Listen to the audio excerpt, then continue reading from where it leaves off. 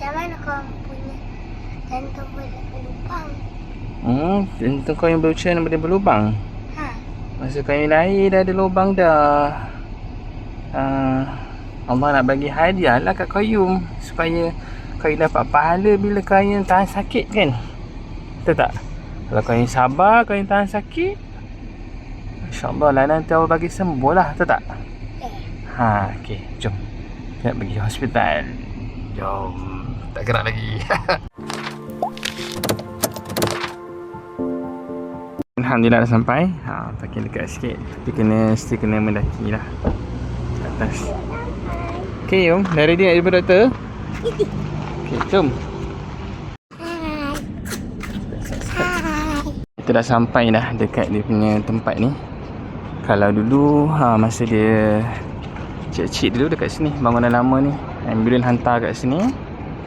Dan sekarang ni bila dah besar ni, dia ada bangunan baru dah untuk jantung. Kita daftar tu. Sebelum ni memang semua berkumpul dekat sini. Jadi proses lama nak pendaftaran tu bercampur dengan pesakit-pesakit lain.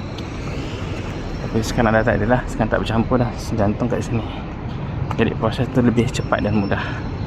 Ok, macam biasa kita pergi ke Jabatan Hasil untuk buat pendaftaran terlebih dahulu sebelum kita pergi ke klinik tingkat 3. Untuk jumpa pakar dekat Government Hospital RM5. Pakar jantung je. Kita jumpa mesin ni. Dekat setengah tempat dah tak ada dah. Dia dah tutup dah pelak dia. Ni ada lagi kat hospital ni. Ok, dah sampai dah klinik cardiology pediatric. Kita nak masuk.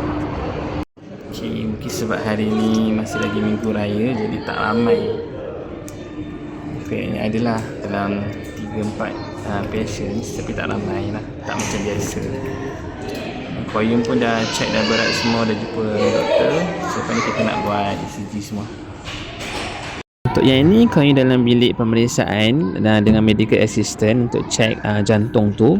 Yang akan ambil video dan ambil gambar untuk sebagai record dan akan bagi doktor lah untuk review. Kemudian kena buat ECG. Masuk raya ni semua untuk buat pemeriksaan ECG lah. Nak tengok jantung punya performance.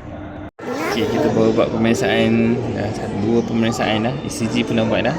Sekarang tengah tunggu doktor. Tapi nampak macam ada lubang lah.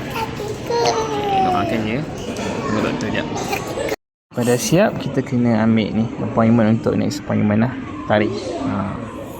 Hospital jantung ni memang best. Seluruh kawasan ni semuanya aircon, bertutup. Kat sini, kat kawasan permainan bawah ni pun rasa aircon je. Tak rasa panas lah sebab dia close area. Okay, tadi dah jumpa doktor. Doktor kata lubang kecil tu masih ada, VSD, ventricular septal defect, dia ada masalah dia lah. Saya tak pasti istilah yang sesuai untuk diterangkan sebab kita bukan doktor.